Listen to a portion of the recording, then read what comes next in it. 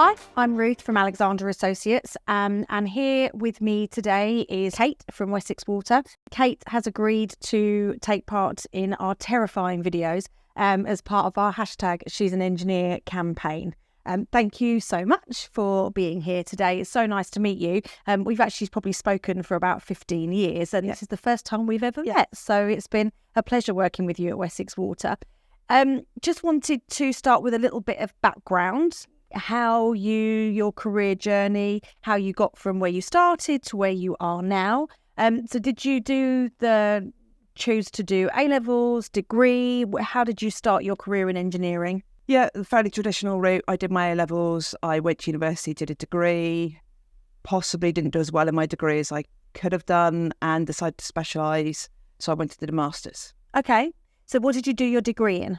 Did my degree in environmental chemistry at Leeds University. I didn't know what I wanted to do. I was passionate about water. I've always been passionate about water and passionate about the environment. I did A-level chemistry, so the environmental chemistry degree came up. So it seemed to suit where I was at the time. Your interests that you had. And when you chose to do your subjects at A-level, did you have an idea at that point, this is the degree that I would like to do and this is where I'm going to work towards? Was there a particular inspiration or somebody guided you with careers advice of this would be a great course for you to do for A-levels because this could take you to this degree? Or were you kind of just left to figure it out for yourself? When I was doing my GCSEs and A-levels, I was filled in a number of questionnaires about what would be your ideal career, and Forestry Commission kept coming up for me, working outdoors, Forestry Commission.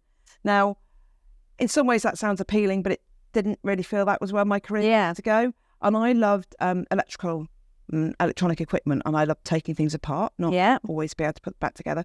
So when I was choosing for my A-levels, I had my heart set on doing electronic engineering. I'd even made some inquiries about sponsorship that had been quite successful. Wow. And then at the last minute, I decided I wanted to do something more practical and hands-on. The thing about electronic engineering is you know what's happening, but you can't actually prove it. You can't see it. It's too small. Yeah. And I think there was a definite movement more towards the environment becoming much more important. Yes. For, it was environmental issues were coming. People started talking about them. Yeah. So at the last minute, in the week before I filled in the form to apply to go to university, I very quickly changed what I wanted to do and decided I wanted an environmental-based degree, applied to a few universities, ended up going to Leeds. But yeah, I'll never forget when I was choosing my GCSEs, I wanted to go and do a sort of a hands-on, there was CDT, craft technology. Yeah. And my mum was talking to me and she said, you'd be very good at that, but don't you feel physics might be better for use in your future career? And at the time I thought it sounded quite dull, but she might be right. But then I ended up doing it for A-levels, and that really helped push me down the engineering route. So that one conversation we had there possibly changed the whole of the Of course, absolutely. And were there any of your family in engineering or in sciences? My granddad was a civil engineer, and designed various water features and things. Right. Okay. So yes, You'd grown up with those conversations. There was inspiration from there. But no, nobody else in my immediate family is engineering or maths particularly. So you did your degree, and then what happened next? I did my degree. I got a 2-2, and I'm very proud of my 2-2. Possibly, if I'd worked slightly harder and drunk slightly less, I may have done slightly better. But I came out of it with a 2-2 in environmental chemistry that didn't point me in any particular direction. Right. And during my degree, I'd done a huge range of different types of environmental courses. And I really, really liked the water ones. And the guy in charge of my degree sort of sat me down and said, look, I think you'd be very suitable for doing a master's. And there's a couple of masters. I think that you could probably get some funding because of various financial situations. Would you like to? And I was very academic. Yeah. In some ways, I would love to have done a PhD, but I was too poor by that point, I think, having spent 4 years at university. Yes. I accepted, got a place at Birmingham. In there was a water resources masters that's run through their civil engineering department. And I got a place on that and loved it. And did some modules on sewage treatment. So glamorous. Discovered a passion for sewage treatment, the hydraulic side, the biological side, the chemical side. Yeah. And the second half of it you got to choose. So I specialise in sewage treatment and Yeah. Spent my summer at Eastbourne Sewage Works looking at fat removal from municipal sewage, which, despite being very smelly, I really, really enjoyed, and that has set the path of my career.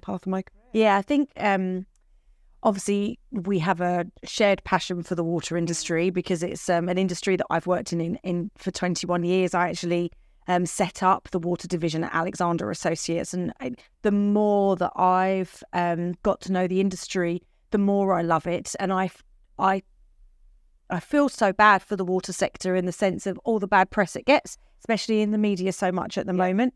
It's ridiculously underfunded. I still find it incredible that somebody will walk into a shop and pay £3 for a bottle of water, but then doesn't want to pay their decent water rates to make sure that it has water accessible. And I think it's got, as an industry, is so interesting and has got so many diverse levels of career, but nobody realises. They just turn a tap on or flush the loo, and then, you know, these things happen automatically. But all the work in the background is quite incredible, and I think that's just people don't understand the industry enough. And do you find that when the people that you're working with, you all have that shared kind of common interest? But how do other people you're working with kind of get that love of working in the water industry? Or people genuinely just stumble across it when you're doing a degree or an apprenticeship? Or I don't think many of the people in my team and my peers chose their A-levels with a desire to go into water industry. Yeah. I've done electrical engineering, mechanical engineering, civil engineering, and during that course, they either discover a passion for it, or they see a job for an electrical engineer or a mechanical engineer that happens to be in the water industry, and then they get into the water industry and they learn. Stay there. They learn what's involved, and they stay there. The water industry, UK water industry, is very small. You go to conferences or you go to different companies and you meet the same people. Yeah, I'm still meet people now that I worked with when I first graduated over 20 years ago, and it is very small because the knowledge is very specialist. Yes, yes.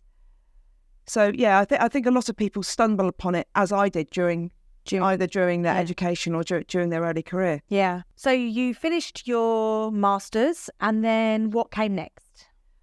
After that, I applied for 2 jobs. I didn't get an interview for the first job, but I got an interview for the second job. It was with Bechtel Water, who used to do Northwest Waters, as they were then, their project work. When I was interviewed, I spent more than half the interview talking about the grease removal project that I'd done part of my masters. And I remember thinking after the interview, I've either done really well because they were really, really interested in what I'd done, or I'd done really badly because I didn't answer many questions. Anyway, I got offered a job with them. So they were really interested. They were really interested. That's good. Fat removal is still a big issue in the wastewater industry. See, that is one thing you definitely see in the press quite a bit, especially with Thames Water doing quite a few programmes about it.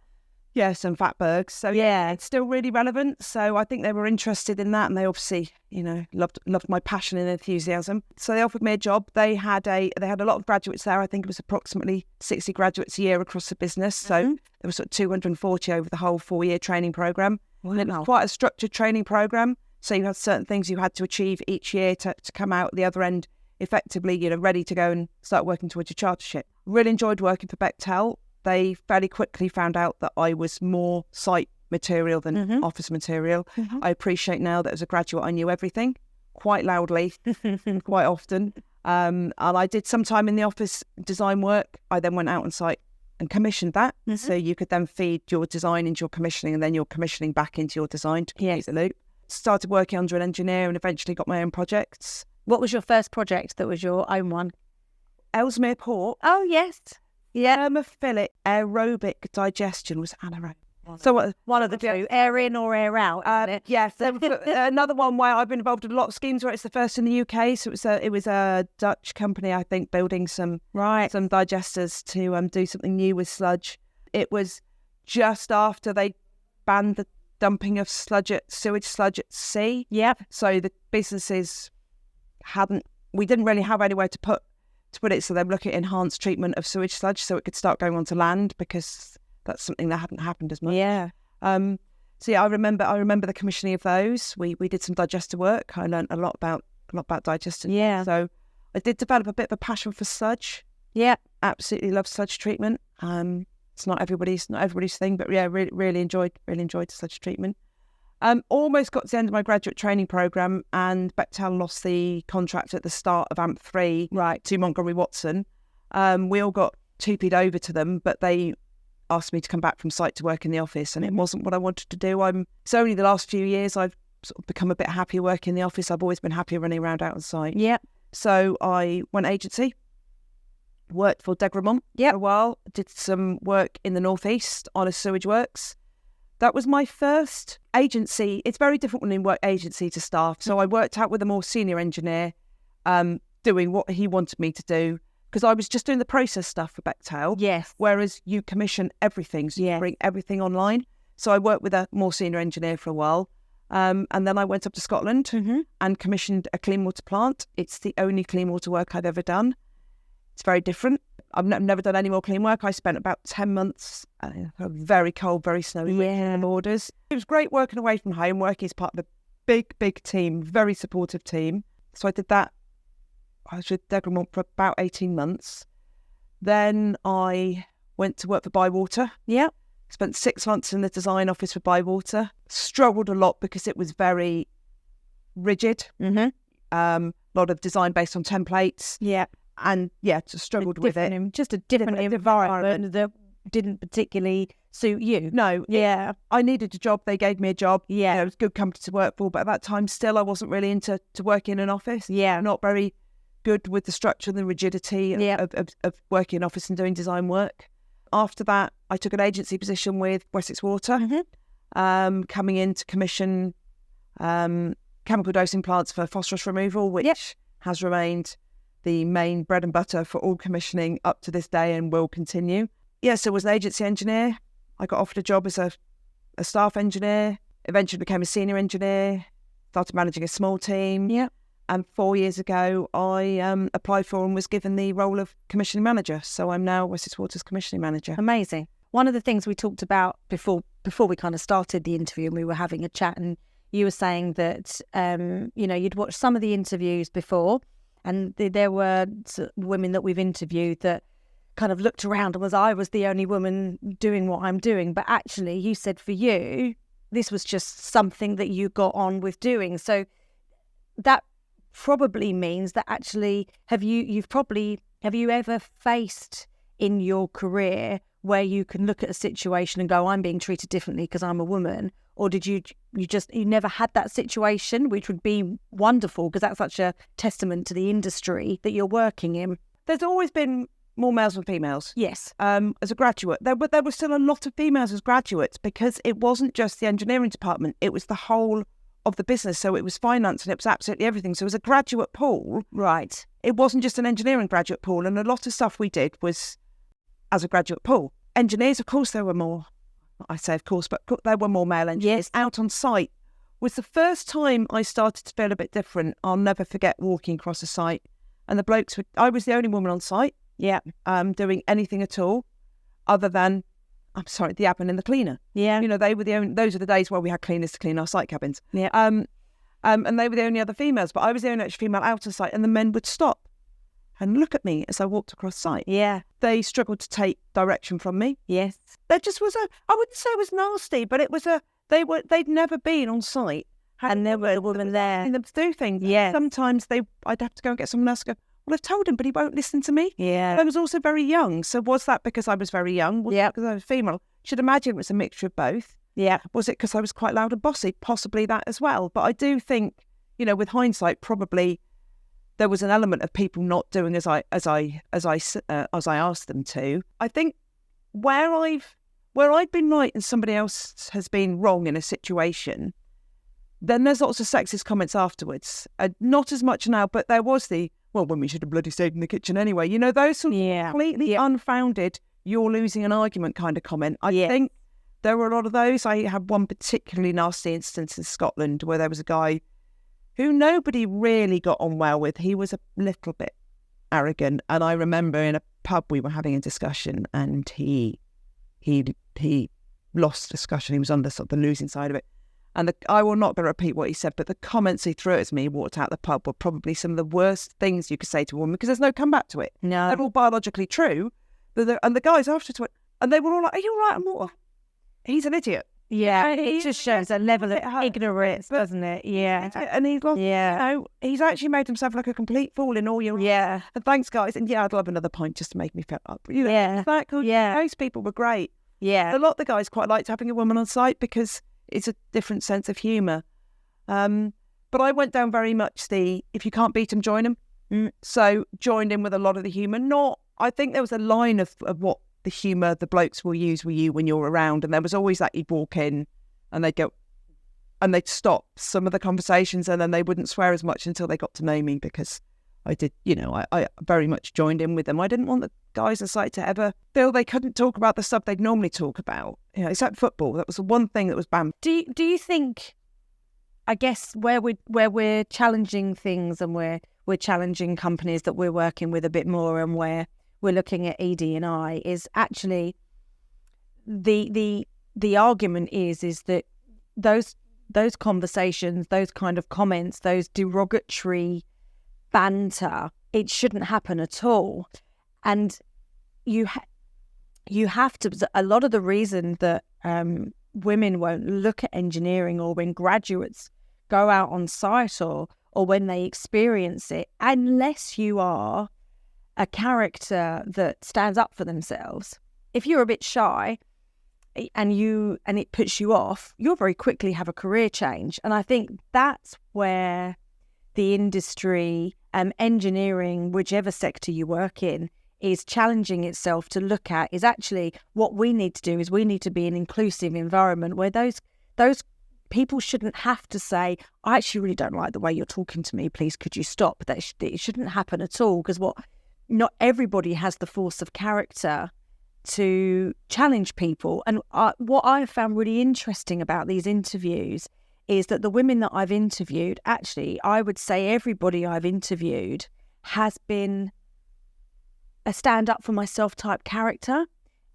And they seem to be the ones that are, maybe they're just the ones brave enough to come on camera, I don't know. But definitely, I think, especially women of a similar age to me that I'm interviewing, actually, they've had to be prepared to challenge people on site. They've had to be prepared to break the mould. They've had to be prepared to push the barriers and say, actually, I've got as much right to be on this site, and I know what I'm doing technically just as much as you do. There is no difference between us here, and you need to respect when I'm asking you to do something, because I know what I'm doing.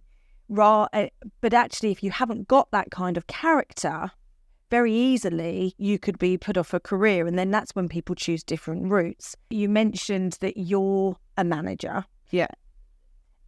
I guess things that you've gone through in your life probably influences the way that you manage your team. Yes. Yeah. Yes. I mean, so I've got a team of, well, it's currently going through small expansion, but a team of sort of 22, 23 people. That's a lot of people. I don't directly manage them all. I have seniors and principals who then manage other people. But, within my team, I have 2 women, but I have a third one starting on Monday, coming in do some part-time commissioning for me.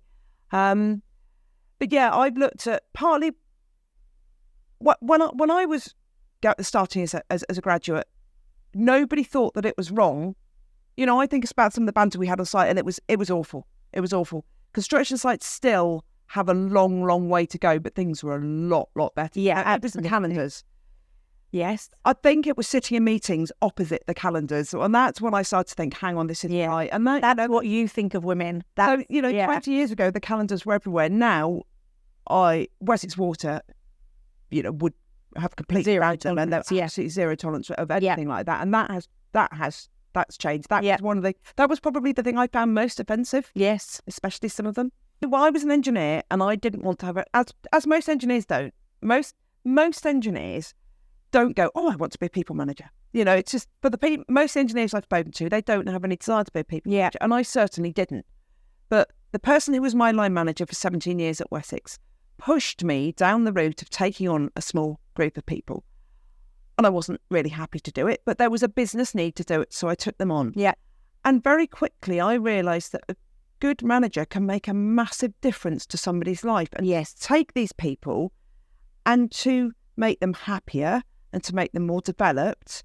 And very quickly I realised I quite like this because I can do this and then this and have this. And all of a sudden, because when people think of people management, they think about the admin side of it, they think about the sick notes, they think, they think about all that side of it.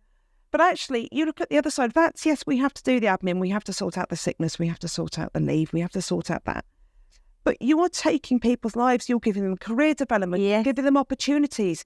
You're saying, where do you want to go with your career? How can I help you with that? You're making them happier, and the happier people are, the more they give back. Yeah.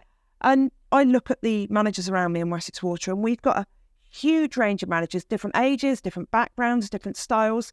And I look at people and I think, well, that isn't going to work for my team, because what works for your team doesn't work for my team, because my team's different from yours. But then I look at other people, I think, I love the way you do that, and I really think that's going to work for my team. I also have a team of very honest people who, if I ask for feedback and anything they want to change, they will tell me. Yeah.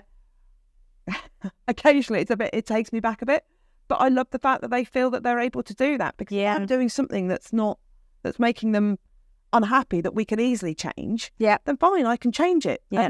And it's all about communication. Everything is about communication. Manager, it's always about communication, which is, as people who know me will laugh about this, it's as much about listening as it is about talking. Yeah. It's not my stronger point is talking, but I am becoming a better listener.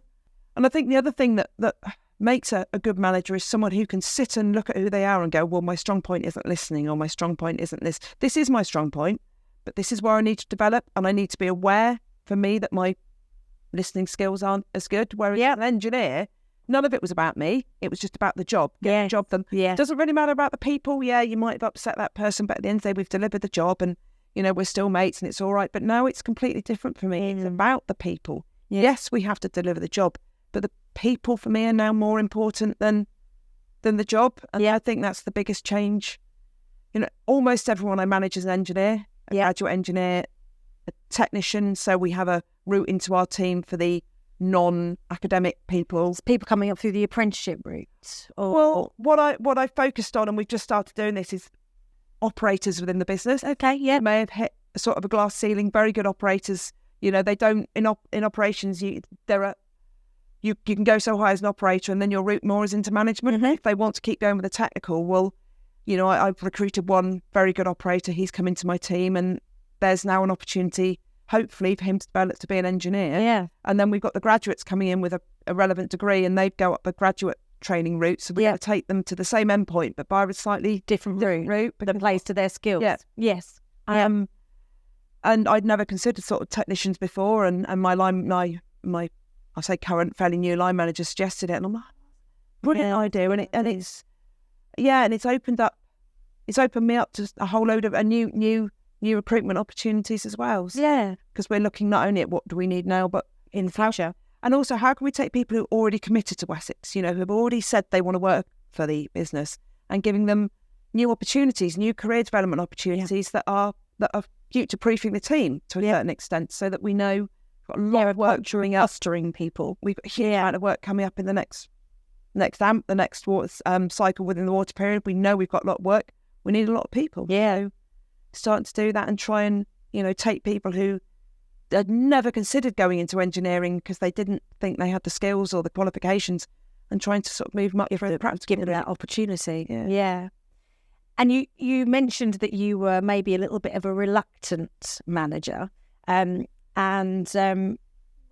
promise we won't go on about this too much, but one of the subjects that we've spoken about a lot during these videos is how the menopause and being perimenopausal affects your abilities in the workplace. One of the things I talk about, and I'm sure I'm boring people about it now, but the brain fog for me was the worst thing I've ever experienced, and it threw me. I just didn't understand after 21 years of being able to kind of trip names off, and I knew who I was talking about, and then nothing. I'd be in mid-conversation and my mind would go blank, or I'd be in a meeting and you've got people looking at you, and then you start thinking, oh my goodness, this is all unraveling. What's wrong with me? And I didn't know that was even a symptom of the menopause. No, I mean, I thought you got hot sweats and apparently that was it. No. I mean, there's 100 things to deal with. So when this brain fog hits, and it wasn't until I was talking to somebody else that they said, oh, yeah, I had that because I was perimenopausal. And I thought, oh, what is this? And started looking into it and realising what I was going through. Actually, a lot of people were going through.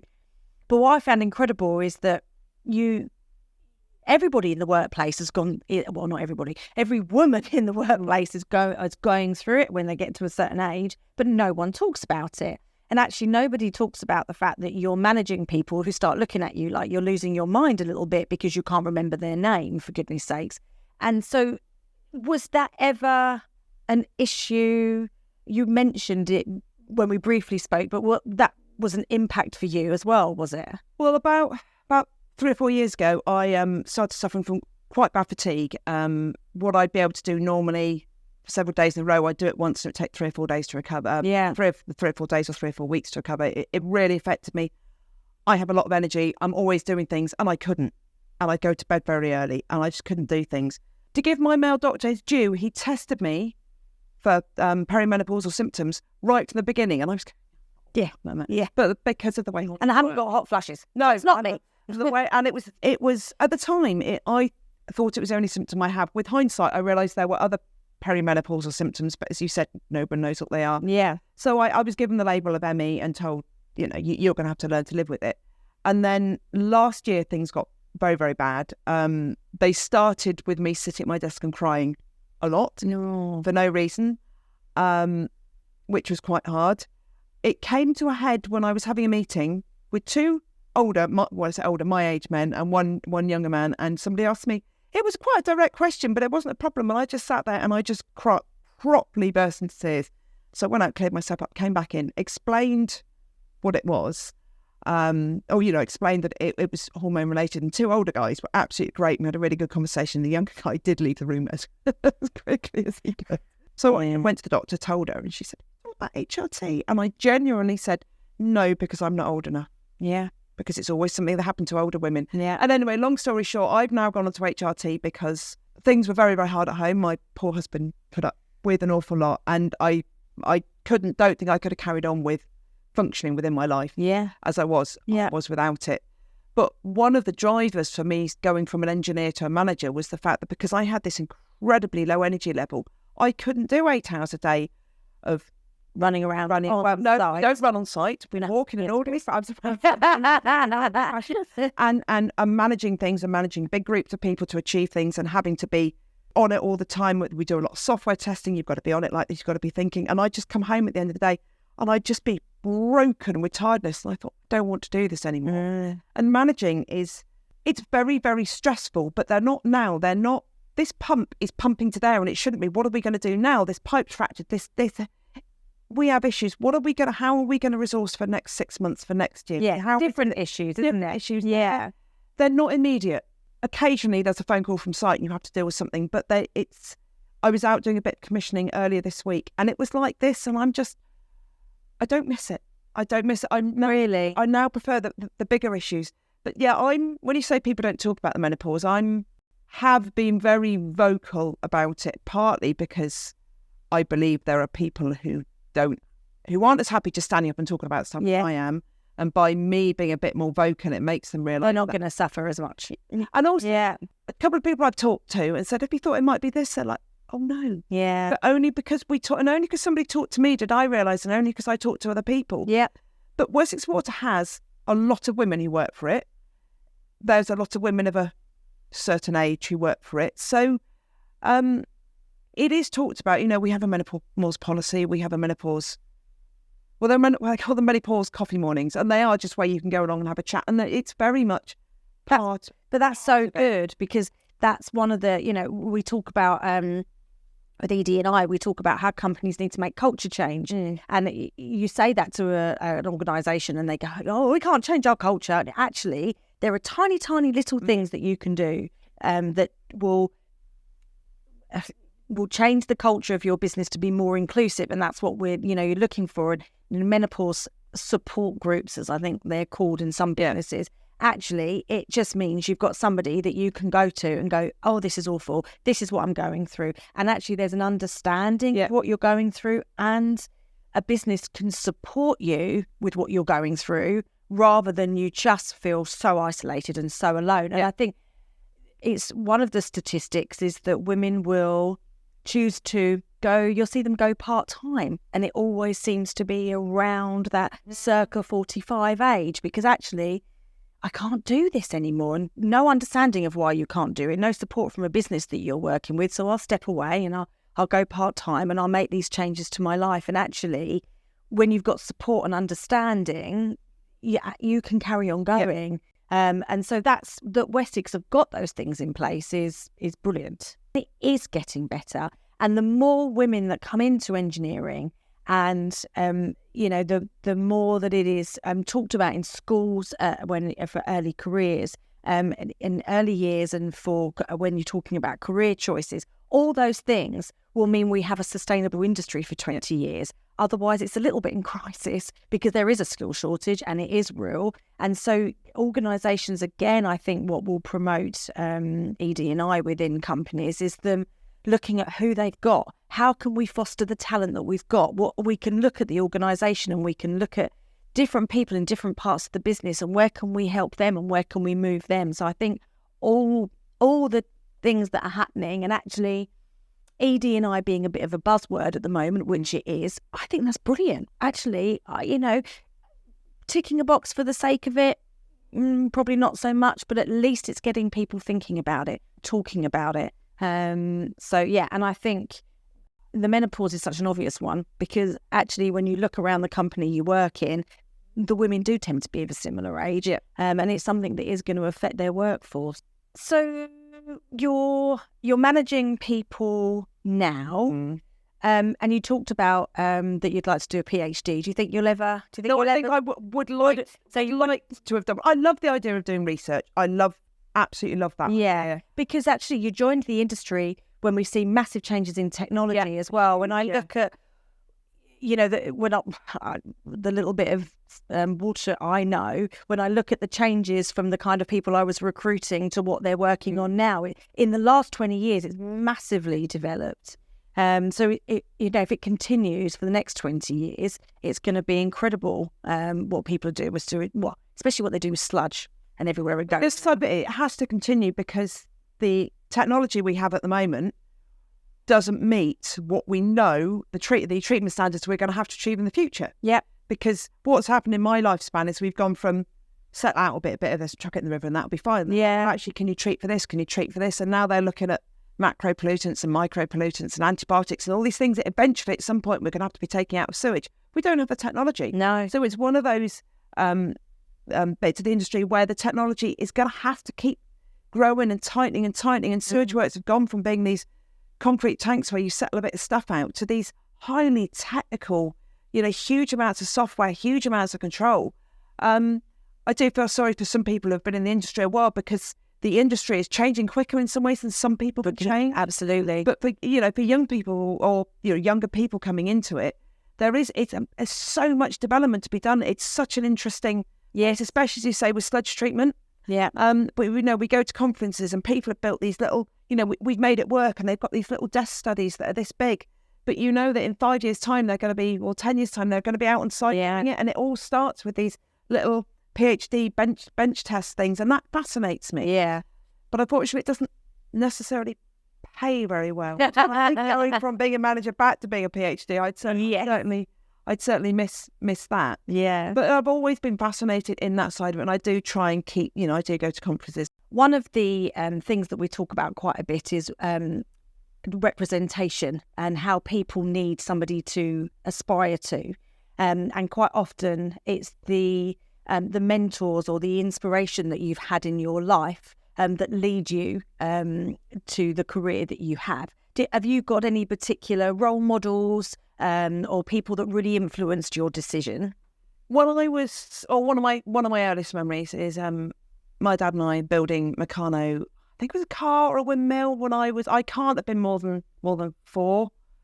And around the same time they gave me a Lego train, which I still have. It's probably worth a lot of money now. It's quite cool. So right from the beginning, And I presume my parents gave them to me because I liked playing with that sort of, that sort of thing. I had the dolls as well, but tended, not to play with them. Yeah. Doll's house, I used to redecorate it. So very much played from an early age with very practical toys. And that, that support came from my parents. Yeah. And was very much encouraged. I used to make things, all sorts of things. And they encouraged that. And also I liked going out and I did collect birds' eggs and bird skulls. We lived in the countryside and this sort of thing. And they, that was never told it was wrong. I was never told it was wrong to pick up a bird skull, clean, and take it home and have a look at it. So that was, I don't know if they actively encouraged it, but it was fine for me to do that sort of thing. Yes. And I grew up sort of with a passion for the environment. I think from an early age, they definitely showed me it was okay to go the non-traditional girls route. Yes. And that was fine. And then generally, I think as I grew up, the environment became more of an element. And David Attenborough doing his nature, all those sort of things made me want to do something better for the environment. To make the world a better place. Yeah. I remember bugging my mum to buy free range eggs when we were all buying cage and that sort of thing. And I always felt I could take on the world and make it a better place. And I think as you get older, you realise the differences you can make it as smaller you do when you're younger. So, I had a fantastic physics teacher at GCSE level. He was absolutely brilliant, and a really good maths teacher through GCSE and A level again, and he encouraged me. But the way they taught, the subjects made it easy. They made it available, and really enjoyed those lessons. God, what a difference that makes. Yes, if you're inspired in the lessons that you're doing. Yeah. So I think being encouraged by teachers.